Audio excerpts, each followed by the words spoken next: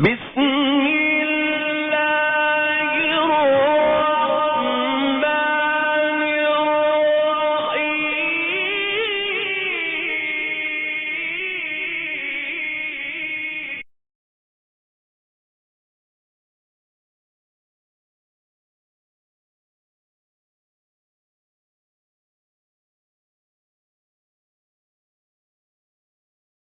الحسين المظلوم وأهل بيته الطيبين الطاهرين المعصومين المظلومين المنتجبين المنتخبين، لا سيما بقية الله في الأرضين، روحي وأرواح العالمين لتراب مقدمه الفداء، ولعنة الله على أعدائهم أجمعين. أما بعد، قال الله تعالى في كتابه الكريم: بسم الله الرحمن الرحيم، فسبح بحمد ربك وكن من الساجدين، فاعبد ربك حتى يأتيك اليقين. صلوات اللهم صل على محمد وعلى محمد.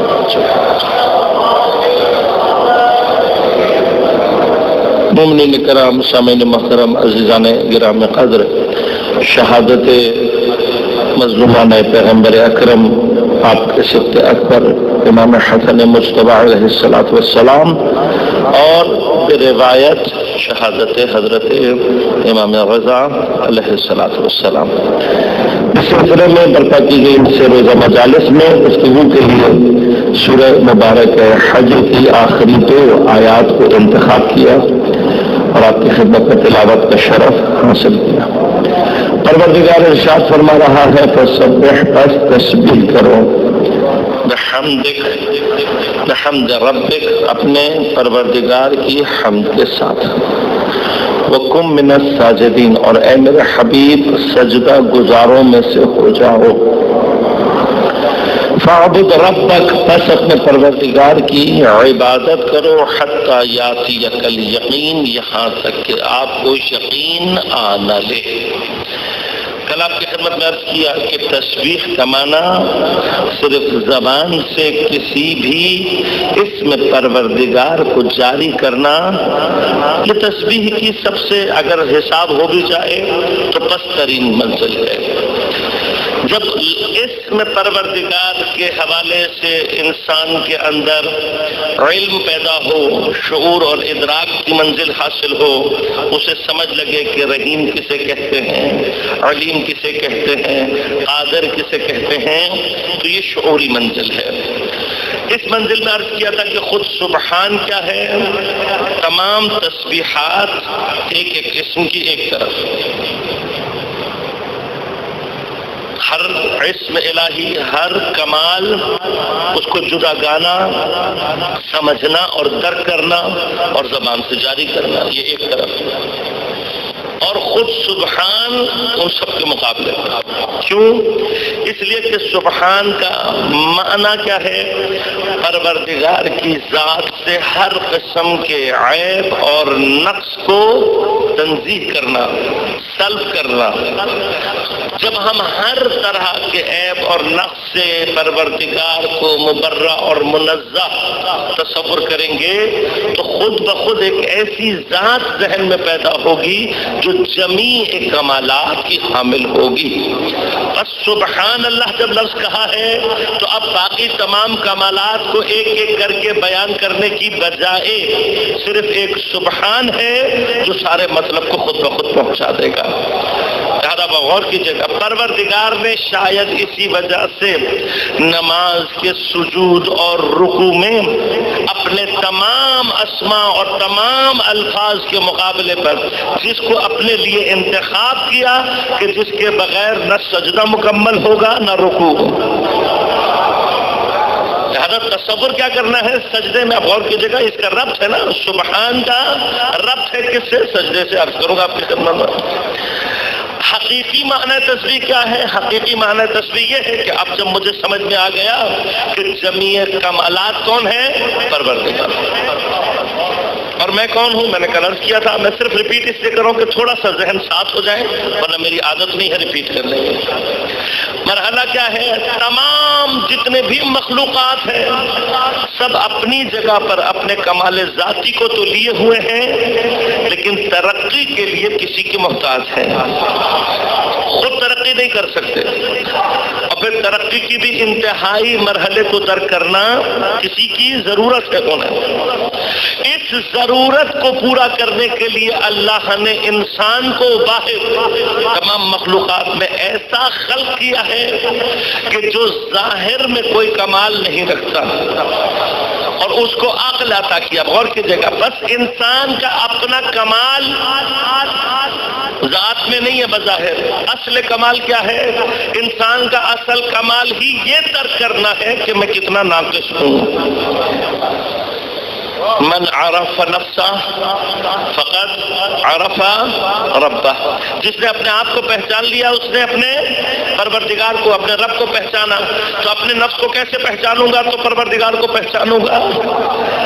میرے نفس کی پہچان کیا ہے؟ میرے نفس کی پہچان یہ ہے کہ تم ناقص ہی ناقص ہو، تم جاہل ہی جاہل ہو، تم عیب ہی عیب ہو. اور تمہیں جو عقل عطا کی ہے وہ کیا کرے گی؟ جیسے ہی تمہارے نقص کو پائے گی اسے دور کرنا چاہے گی. دور کرنے کے لیے کس کو تلاش کرے گی؟ ایسے صاحب کمال کو تلاش کرنا چاہے گی جس میں خود کوئی عیب نہ ہو. اگر انسان صرف اسی بات کو درک کر لے تو صاحب کمال بن جاتا ہے. خود اس بات کو درک کرنا. اب ایک مرتبہ درک کیا ہے، سمجھ لیا ہاں مجھے پتا ہے ڈاکٹر میرا علاج کر سکتا ہے، لیکن ڈاکٹر کی طرف حرکت نہ کروں. مجھے پتا ہے میری مشکل وکیل حل کر سکتا ہے، لیکن وکیل کے پاس جانے کی کوشش نہ کروں. یہ وہ مرحلہ ہوتا ہے کہ جہاں پر فہم و شعور تو حاصل ہو جاتا ہے لیکن عملی طور پر ایمان کی شکل میں ظاہر نہیں ہوتا.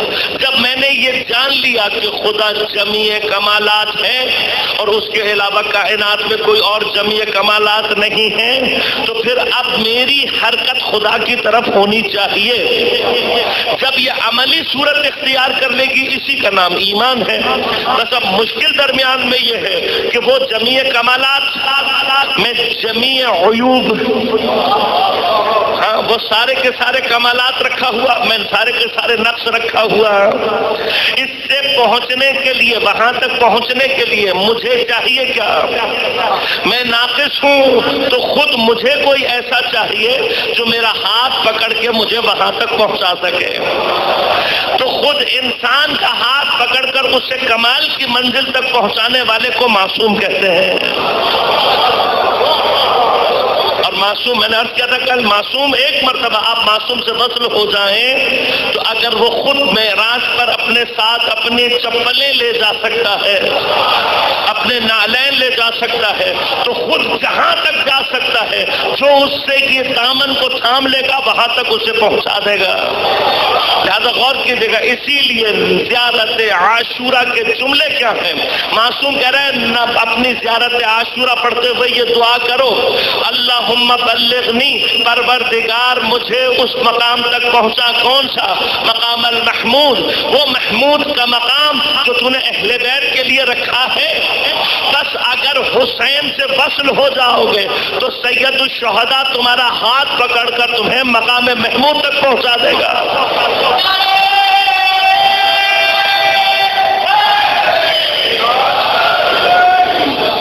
اب آپ مجھے بتا دو اس سے بہتر کوئی شخصیت کائنات میں تمہیں ملتی ہے امام بنانے کے لیے، پیچھے جانے کے لیے؟ تو چلے جاؤ. بس غور کیجیے گا، اب میرا جو نقص ہے اس نقص کو دور کرنا، اپنے آپ کو اس سے نکالنا، خدا تک پہنچانا، یہ تسبیح عملی ہے. بس اب اگر یہ تسبیح ہے، تسبیح عملی کیا ہوئی؟ کمال کی طرف حرکت کرنا. اصل تسبیح کیا ہے؟ کمال کی طرف حرکت کرنا. اگر تسبیح کا یہ معنی سمجھ میں آ جائے تو قرآن کی وہ آیت خود بخود سمجھ میں آ جاتی ہے جہاں قرآن کہہ رہا ہے یسبح للہ ما فی السماوات و ما فی الارض. ہر چیز اللہ کی تسبیح کر رہی ہے. کیوں؟ اپنے وجود میں اس کمال مطلق کی طرف حرکت کرنا چاہتی ہے. ہر شے جو اپنے وجود میں خدا کی طرف چونکہ حرکت کرنا چاہتی ہے لہذا وہ حالت تسبیح میں ہے. یہی وہ تسبیح کا مقام ہے کہ جس کو فرشتوں نے پیش کیا کب؟ جب انسان بن رہا تھا. واقعات آپ کے ذہن میں ہیں. خدا نے کہا انی جاعل فی الارض خلیفہ، میں زمین پر اپنا خلیفہ. میں نے پچھلی جو 5 روزہ بحث تھی اس میں آپ کی خدمت میں عرض کیا تھا مقام خلافت اللہ ہی کیا ہے؟ وہ جگہ جہاں خدا کا مقام، خدا کا مرتبہ، اس کی شأنیت مانے ہو جاتی ہے پہنچنے سے. ہاں بعض اوقات کسی جگہ تک نہیں پہنچا جا سکتا. کس وجہ سے؟ اپنی کمزوری کی وجہ سے، صلاحیت نہ ہونے کی وجہ سے. چپراسی سیکرٹری کی پوسٹ پر نہیں بیٹھ سکتا. کیوں؟ اہلیت نہیں رکھتا، صلاحیت نہیں رکھتا. لیکن سیکرٹری آ کر چپراسی کی سیٹ پر بیٹھ سکتا ہے یا نہیں؟ بیٹھ سکتا ہے. بیٹھ سکنے میں اس کے لیے کوئی مسئلہ نہیں ہے. حکم بھی دے سکتا ہے چپراسی کو بھائی تم اٹھو میں بیٹھ جاؤں گا. اختیار رکھتا ہے یا نہیں؟ لیکن اگر اس کرسی پر بیٹھے گا تو پھر سیکرٹری کہلانے کے لائق نہیں رہے گا. تمام مقام عصمت بھی ایسا ہی ہے. یہ مسئلہ نہیں ہے کہ معصوم گناہ کر نہیں سکتا، طاقتور گناہ رکھتا ہے، لیکن شأن مقام معصوم یہ ہے کہ گناہ کو انجام نہ دے. بس شأنیت مقام معنی ہوتی ہے. خدا ہم تک نہیں پہنچ سکتا اس وجہ سے نہیں کہ اس کے اندر کوئی عیب یا کوئی نقص ہے. مسئلہ کیا ہے؟ ہماری اوقات نہیں ہے خدا تک، خدا سے رابطہ پیدا کرنے کی. سورج زمین پر نہیں آ سکتا، سورج میں مسئلہ نہیں ہے. زمین کی اوقات نہیں ہے کہ سورج کو تحمل کر سکے. یہ صرف اس کو دہرا رہا ہوں تاکہ آپ کو اس مقصد تک پہنچا سکوں. اب جب ہم ناقص ہیں اور ہماری تصویر، غور کیجیے گا، ہمارے مقابلے پر فرشتوں نے کیا کہا؟ کہ اس کو بنائے گا خلیفہ، یہ فساد کرے گا، یہ خون بہائے گا. ہمارا اسٹینڈرڈ کیا ہے؟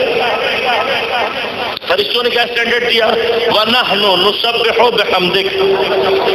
دیکھیں وہی ہے نا جو پروردگار ابھی کس سے کہہ رہا ہے؟ اپنے حبیب سے کہہ رہا ہے فَسَبِّحْ بِحَمْدِ رَبِّكَ. یہی اسٹینڈرڈ کس نے دیا تھا؟ فرشتوں نے. کہا نَحْنُ نُسَبِّحُ بِحَمْدِكَ، پروردگار ہم تیری تسبیح کرتے ہیں ہم کے ساتھ وَنُقَدِّسُ لَكَ، اور تیری تصدیق کرتے ہیں، تقدیس کرتے ہیں. تو پروردگار نے ان دونوں باتوں کو سننے کے باوجود فرشتوں کی تسبیح کے معیار کو قبول کیوں نہیں کیا؟ اب سوال یہی نا، اگر خدا کو تسبیح ہی چاہیے تھی تو کیا فرشتوں کی تسبیح کم تھی؟ فرشتوں کی تسبیح موجود تھی نا، تو پھر ان کی تسبیح کو اللہ تعالیٰ نے رد کیوں کیا؟ غور کیجیے گا. مرحلہ صرف ایک چھوٹا سا یہاں پہ عرض کر دوں پھر بات کو آگے بڑھاؤں گا. انسان کے خلافت اللہ مقام کے آتے ہی 2 طرح کے معیار سامنے آئے. ایک معیار فرشتوں نے دیا. فرشتوں نے کہا ہم بھی تیری تسبیح اور تقدیس کرتے ہیں، ہم تیرے عابد ہیں، عبادت ہیں. تو خلیفہ بنانا چاہتا ہے تو اس کو بنا جو صرف تسبیح ہی تسبیح کرتا ہے، جو عبادت ہی عبادت کرتا ہے. تو اللہ نے ان کی اس کیفیت کو رد کیوں کیا؟ وجہ کیا تھی؟ وجہ یہ تھی کہ خود فرشتے کی تسبیح کا معیار یہ ہے کہ وہ تسبیح اسے تو کمال دے سکتی ہے، اس کے ذریعے سے کسی اور کو کمال نہیں دے سکتے. ظاہر انسان کے اندر اللہ نے یہ صلاحیت، غور کیجیے گا انسان کی تسبیح اور فرشتے کی تسبیح میں فرق کہاں پر ہے؟ فرق یہ ہے کہ اس کی تسبیح میں کوئی شے مانے نہیں ہے. ہاں لاکھوں ہزاروں سال جب سے خلق ہوا ہے اور جب تک موجود رہے گا تسبیح کرتا رہے گا، کوئی رکاوٹ نہیں، کوئی تھکن نہیں، کوئی وسوسہ نہیں، کوئی لذت نہیں، کوئی شہوت نہیں. اس کے مقابلے پر اللہ نے ایک بندہ اپنا ایسا خلق کیا ہے جس کی تسبیح کے راستے میں رکاوٹ ہی رکاوٹ ہے. اب جب یہ رکاوٹوں کو توڑ کر تسبیح کرے گا تو اس کی تسبیح میں وہ کمال پیدا ہو جائے گا جو فرشتے کی تسبیح میں نہیں ہے۔ لہذا جب یہ ساری رکاوٹیں توڑ کر پھر آ کر تسبیح کی منزل میں داخل ہوگا تو جس چیز سے رابطہ پیدا کرے گا ہر اس شے کو باکمال بنا دے گا۔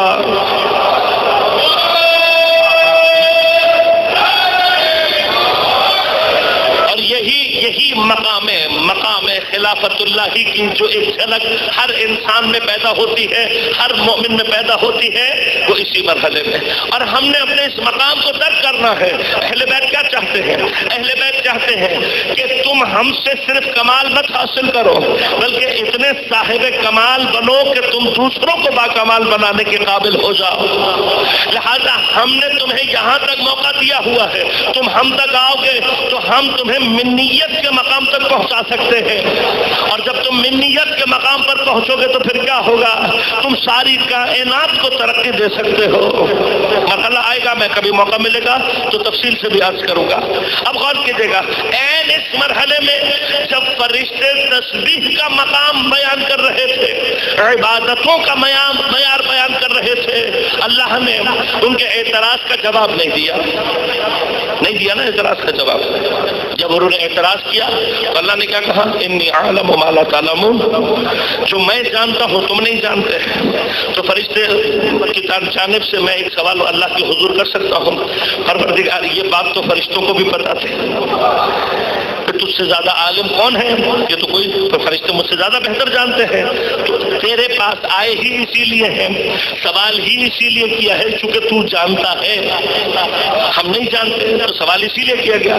اب غور کیجیے گا، بعض اوقات جواب نہ دینا مصلحت رکھتا ہے۔ وہ مصلحت کیا ہے؟ وہ مصلحت یہ تھی کہ اس معیار کے مقابلے میں کسی کافر کے دل میں نفاق موجود ہے، اس نفاق کو ظاہر کرنا ضروری ہے۔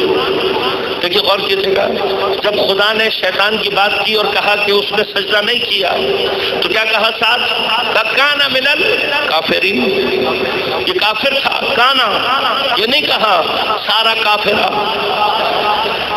یہ نہیں کہا کہ کافر بن گیا، کافر تھا، کانا من الکافرین، کافرین میں سے۔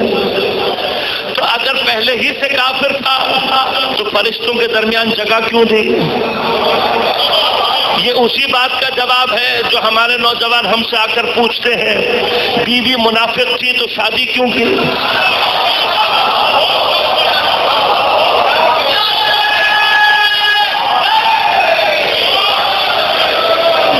تو جواب تو قرآن نے دیا ہوا ہے نا، پر خدا کو بھی پتا تھا کہ ایک کافر موجود ہے، کیوں اپنے پاس رکھا؟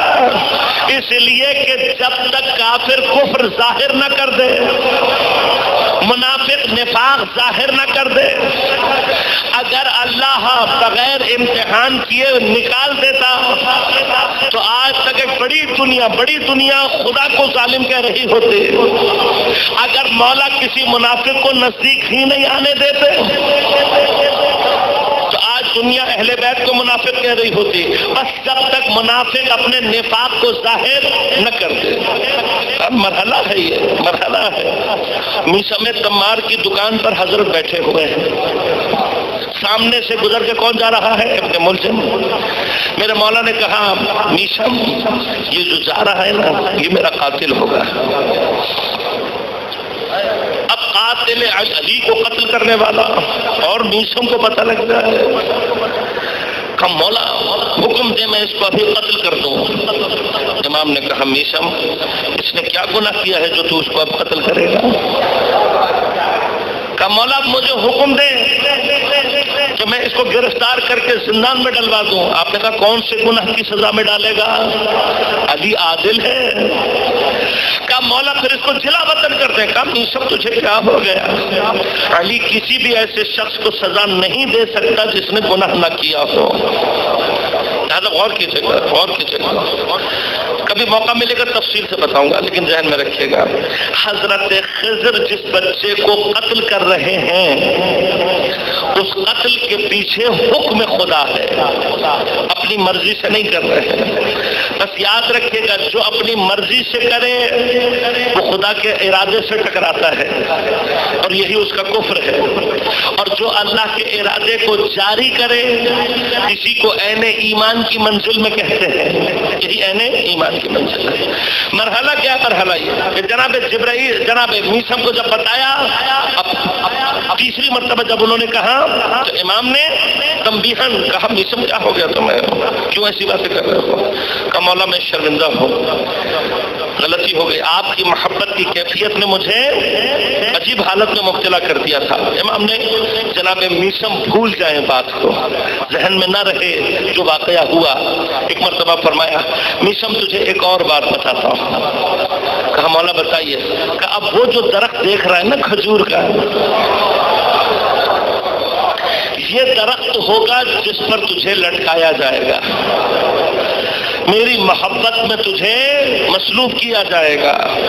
کہا مولا جب مجھے مسلوب کیا جائے گا کہیں ایسا تو نہیں ہے کہ میں اپنے ہاتھ سے اپنا ایمان چھوڑ دوں؟ کہا نہیں میثم تو باقی رہے گا، پھر لیکن سن میری محبت میں تیری زبان کو کاٹا جائے گا، میری محبت میں تجھے اسی درخت کے اوپر شہید کیا جائے گا۔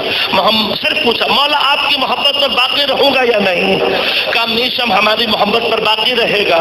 میثم نے کہا مولا پھر کوئی فرق نہیں پڑتا، بلکہ اس کے بعد سے جناب میثم کا دستور یہ تھا کہ جا کر اس درخت کو پانی دیا کرتے تھے۔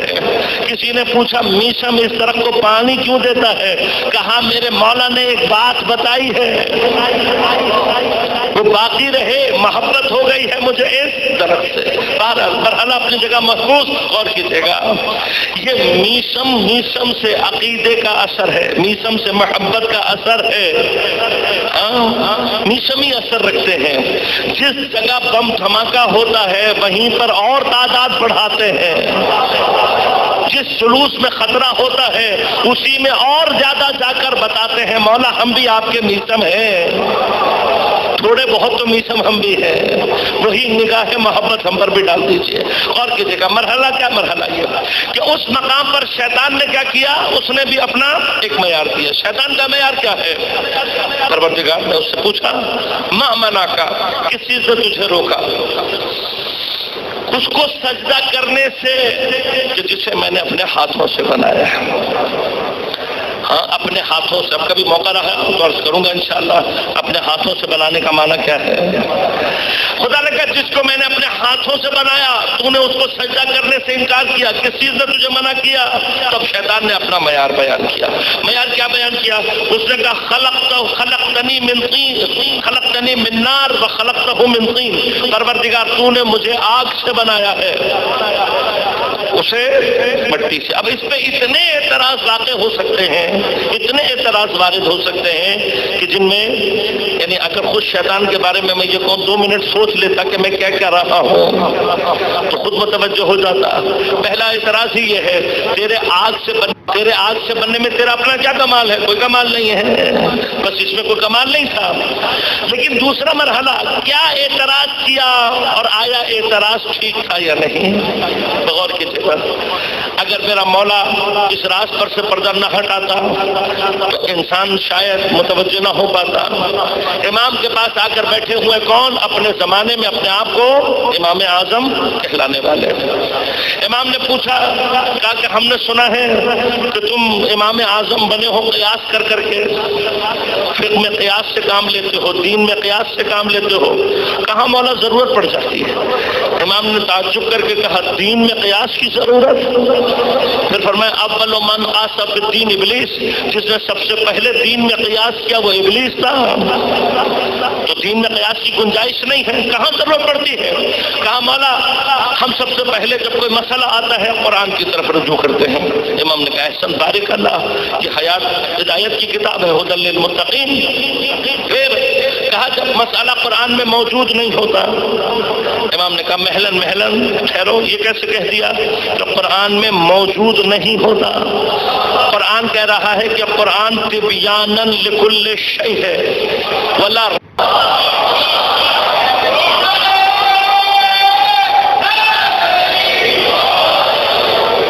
اتنی سی بات تو شیطان کو بھی سمجھ میں آ رہی تھی جو 1400 سال سے مسلمان کو سمجھ میں نہیں آئی کہ خلافت کا حقدار افضل ہوتا ہے۔ اب مقام افضلیت کیا ہے میں آج سے بناؤں۔ امام نے کہا کہ اس کا اعتراض ٹھیک تھا تو تھوڑی دیر سر جھک اپنے قیاس کی بنا پر کہنے لگے مولا بظاہر تو شیطان کا اعتراض ٹھیک معلوم ہوتا ہے۔ امام نے کہا بائے ہو تجھ پر، اگر شیطان کا اعتراض ٹھیک ہے اور اللہ نے اعتراض قبول نہیں کیا تو یہ ظلم ہے، اور پروردگار ظلم نہیں کرتا۔ پھر امام نے فرمایا تو نے کیسے جانا؟ کہا مولا آگ اوپر کی طرف اٹھتی ہے، بلندی پائی جاتی ہے اس میں، اور مٹی جتنی مرضی اٹھ جائے، تراب جتنی مرضی اٹھے، بالآخر زمین پر بیٹھ جاتی ہے۔ بس مٹی تراب تین کی فطرت میں پستی ہے اور آگ بلندی رکھتی ہے، اس لیے افضل ہے۔ تو امام نے فرمایا تو بھی ظاہر سے دھوکہ کھا گیا شیطان کی طرح۔ شیطان کا دھوکہ کہاں تھا؟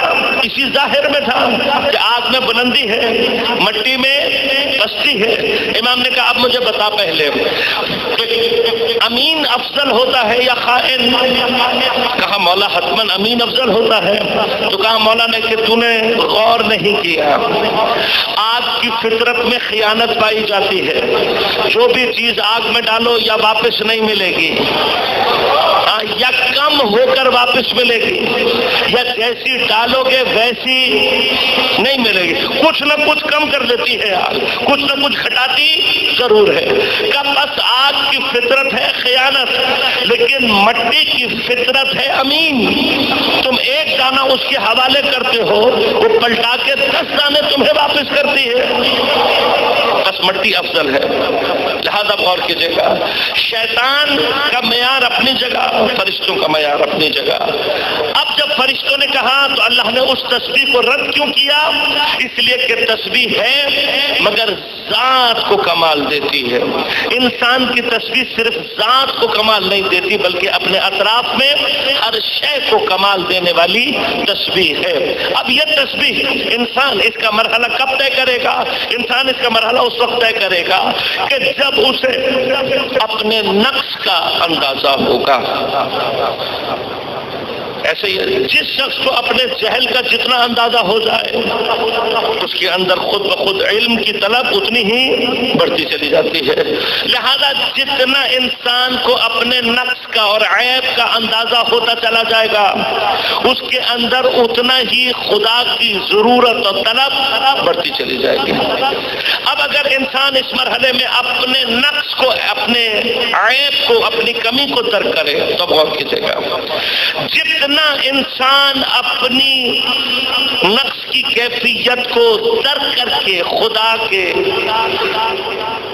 طرف حرکت کرنے کو، خدا کی ضرورت کو اپنے اندر ایجاد کرتا ہے، یہ کیفیت ظہور کرتی ہے سجدے کی شکل میں۔ سجدہ کیا ہے؟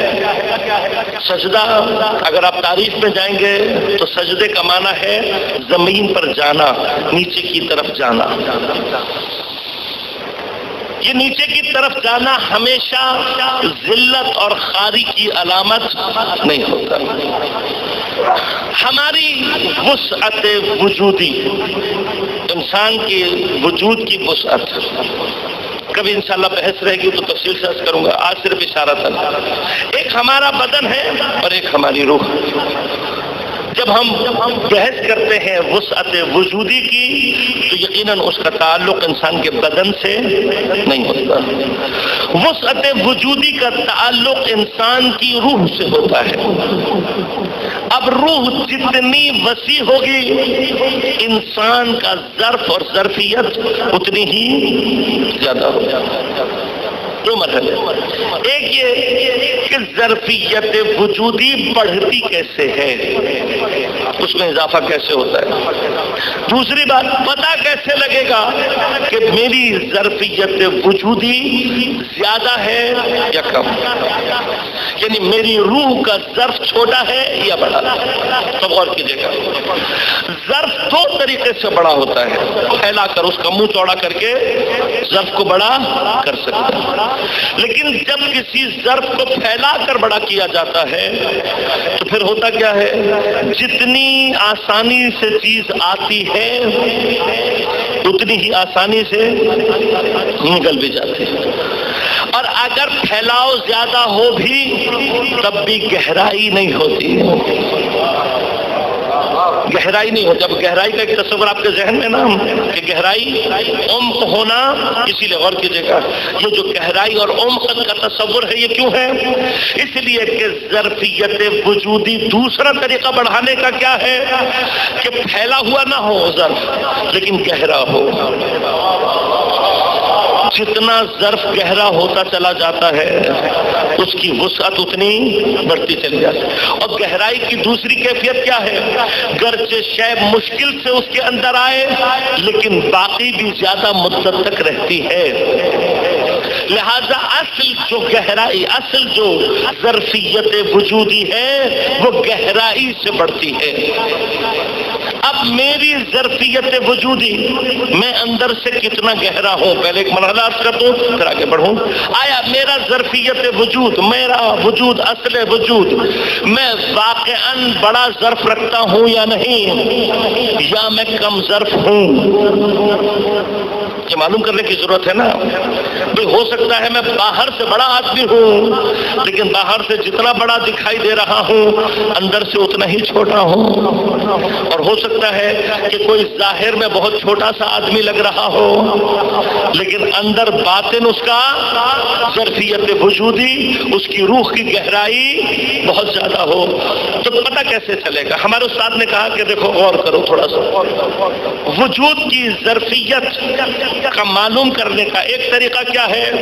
کہا جتنا چھوٹا ظرف ہوتا ہے آگ کے مقابلے میں اتنی جلدی اس میں ابال پیدا ہوتا ہے.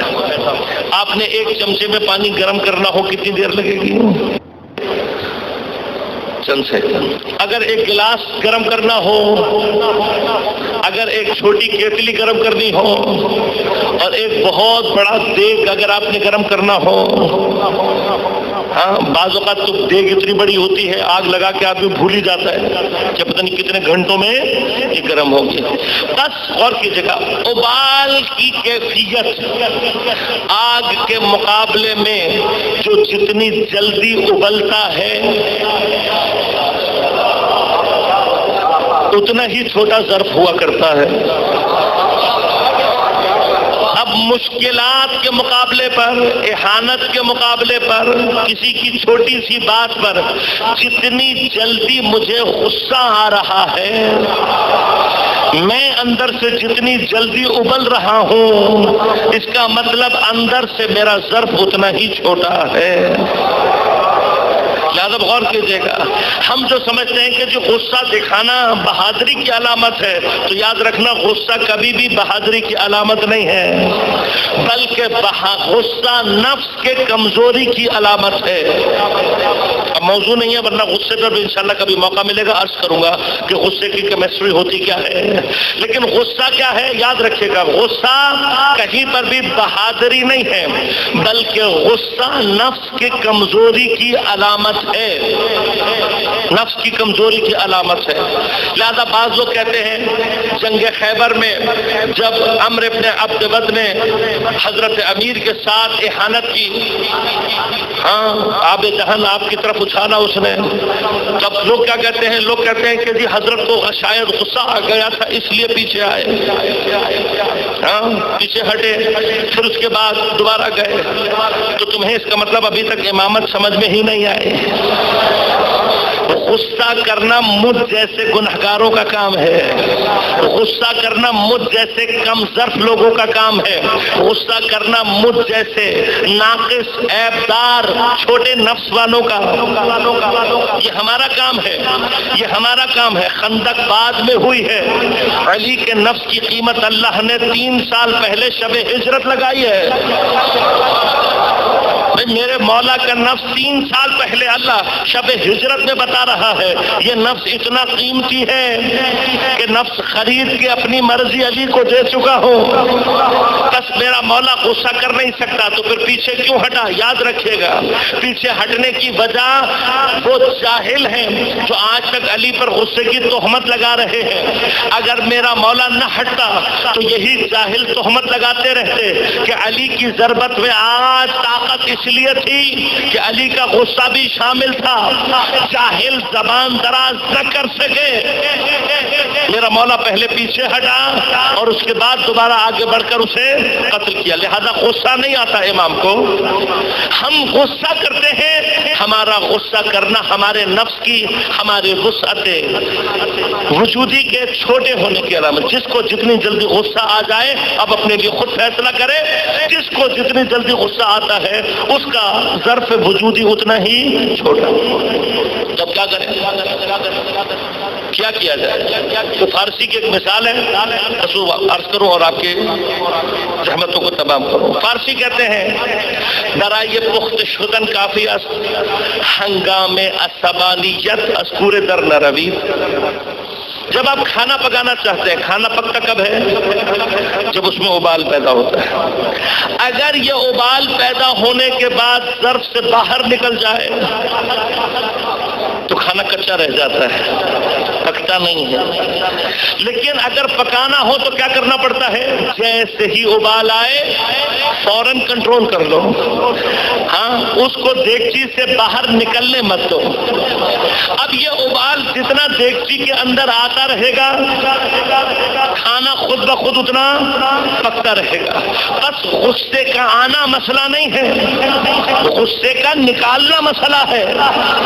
لہذا جب بھی غصہ آئے اگر غصے کو کنٹرول کرو گے تو جتنا غصہ کنٹرول کرتے چلے جاؤ گے خود بخود پختہ ہوتے چلے جاؤ گے، لہذا غصہ نہیں کرنا۔ اب ظرفیت وجودی، کسی ظرفیت وجودی کو بڑھانا ہے، غصہ آتا ہے کیا کرو؟ تو بس اب غور کرنا، ظرفیت وجودی بڑھے گی کیسے؟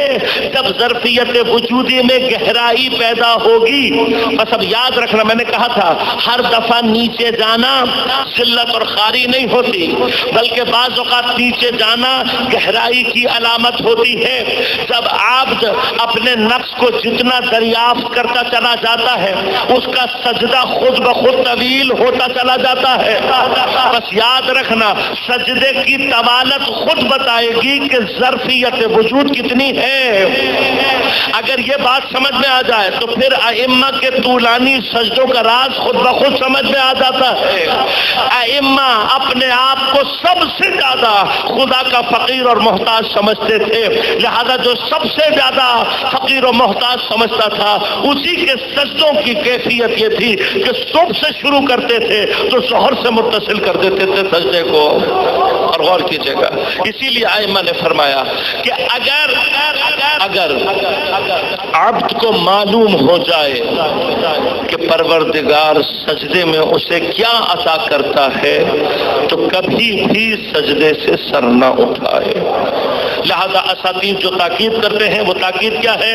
اول تو یہ کہ نماز کے سجدوں کو طولانیت دو، اگر نماز کے سجدوں کو طولانیت دینے کی گنجائش نہیں ہے تب بھی فرمایا مستحب سجدہ، مستحب سجدے کے لیے نہ وضو کی شرط ہے، نہ سجدے قبلے کی شرط ہے، نہ سجدگاہ کی شرط ہے۔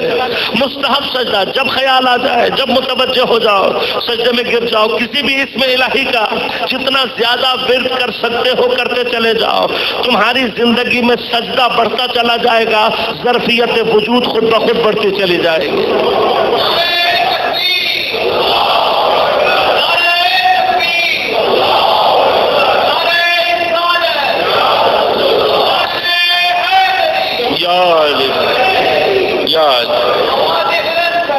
اللہم صلی اللہ علیہ وسلم۔ لہذا سجدہ بتائے گا، سجدہ بتائے گا. لیکن دنیا میں دنیا کا ٹائم اینڈ اسپیس محدود ہے. کون کتنے زیادہ سجدے کر لے گا؟ اگر زیادہ سجدوں پر بات کی جائے تو پھر شیطان ہم سے آگے نکل جائے. ہاں 60,000 سال سجدے کیے ہیں شیطان نے، کون کر سکتا ہے؟ بس یاد رکھیے گا، ایک گہرائی کی کیفیت ہے طولانی کے ساتھ، طولانیت. دوسری کیفیت، ہاں سجدے کے اندر خود انسان کی توجہات اور سجدے کی اپنی ذاتی کیفیت. اب کائنات میں یقیناً پیغمبر اکرم صلی اللہ علیہ وآلہ وسلم حضرت سے بڑا ساجد کوئی نہیں ہو سکتا. ہمارا ایمان اور ہمارا عقیدہ ہے. لیکن کیا کبھی کوئی آ کر یہ کہہ سکتا ہے، کوئی جگہ دکھا سکتا ہے کہ حضرت نے اپنے آپ کو کہا ہو سید الساجدین؟ ہے کوئی بتاؤ؟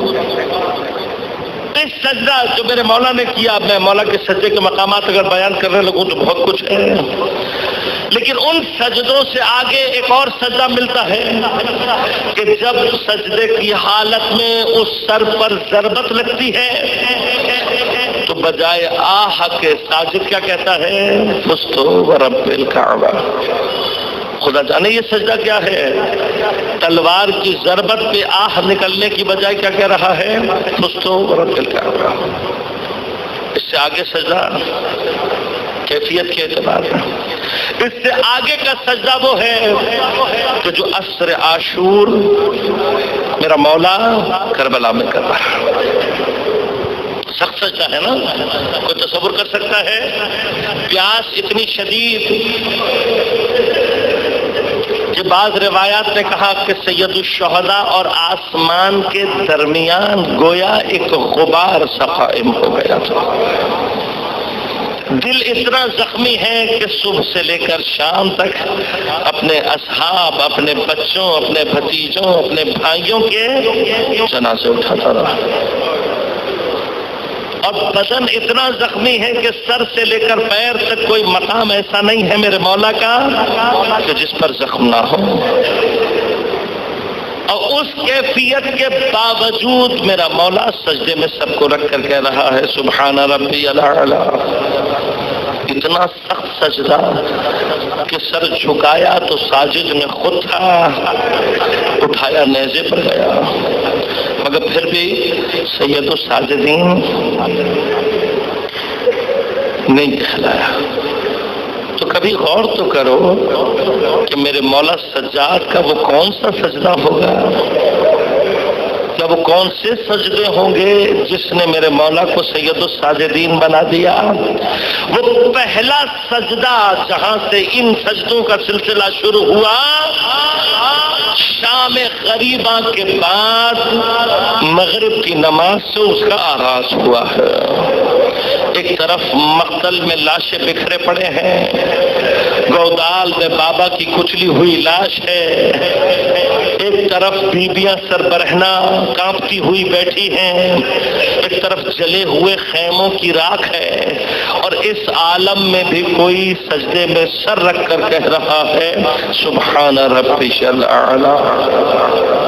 خدا جانے سجدے کی کون سی معراج ہے. اور پھر وہ سجدے جو میرے مولا نے کوفے کے بازاروں اور درباروں میں کیے ہوں گے، شام کے بازاروں اور درباروں میں کیے ہوں گے، یہ وہ سجدے ہیں جنہوں نے میرے مولا کو سید الساجدین بنا دیا. ظرفیت وجودی. انسان کو اگر غصہ نہ آئے تو اس سے جو دو صفات ظاہر ہوتی ہیں، ایک حلم ہے اور ایک کرم ہے. خدا حلیم بھی ہے، خدا کریم بھی ہے. اور میرے پروردگار کی ان دونوں اسماء نے زمین پر جس ذات سے ظہور کیا وہ میرا مولا حسن مجتبی علیہ السلام.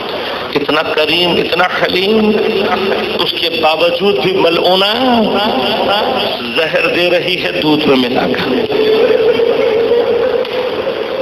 ایک روایت کے مطابق آج کا دن میرے مولا نے روزہ رکھا ہوا ہے اور افطار کے وقت ملعونہ دودھ میں زہر کو ڈال کر لائی ہے اور افطار میں وہ زہر آلود دودھ میرے مولا کو دیا. چند گھونٹ پی کر میرے مولا نے پیالہ رکھ دیا. ملعونہ نے کہا اور پیے. امام نے فرمایا جو تو کرنا چاہتی ہے وہ اس سے ہو جائے گا.